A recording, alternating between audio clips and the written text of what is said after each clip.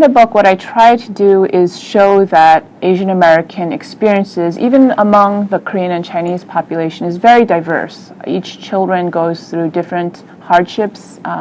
They live in very different family structures. They have different class resources. If they're male or female, they face different types of barriers and expectations. What I'm trying to communicate through this book for other immigrant groups isn't so much that their experiences are the same and their ethnic identities are the same, but that basically they go through this long emotional process to make sense of their hardships as children.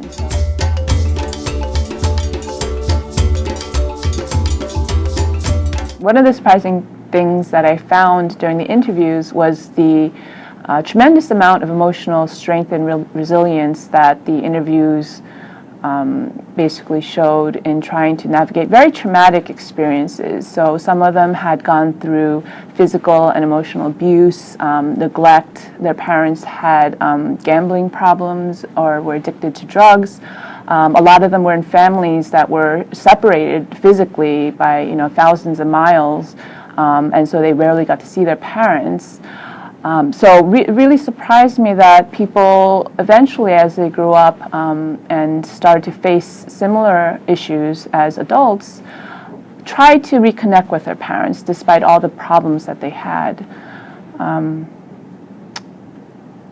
I guess what I found surprising in that was that usually most people try to look at the generation gap as this barrier that prevents children from connecting with their parents.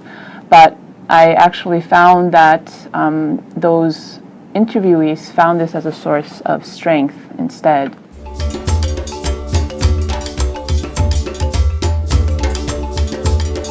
So Asian immigrant families are very diverse, and some of them don't have resources to hire a nanny or a housekeeper or do any of these household chores. So we know that many of those children end up taking on adult responsibilities. They translate for their parents, they will raise their siblings, they will work at their family businesses. So oftentimes they're those experiences are very stressful. Some of the participants during the study essentially cried during the interview, remembering how hard it was for them to be adults at a very early age. And what was surprising to me is that instead of making them want to abandon their family, it actually enabled them to see the world from their parents' perspective. And those children tended to have the strongest sense of ethnic identity among all the participants. So that was one surprising finding.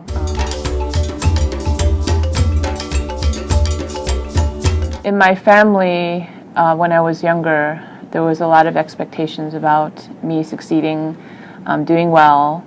I had a younger brother, and so in some ways I would feel some of the different expectations because I was the oldest daughter.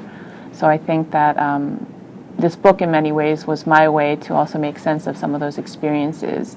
But for the most part, I had a pretty happy childhood. When I interviewed some of these people, a lot of them went through very traumatic experiences, so a lot of them it shocked me very much.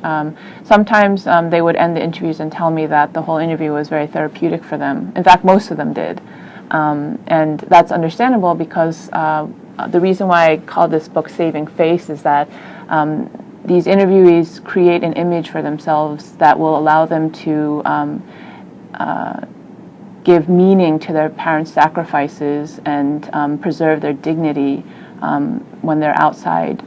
But at the same time, if you actually look behind that face, they're going through very emotional processes and tensions and conflicts and, concerns about what to do and how to make these decisions without offending, their parents and the ethnic community.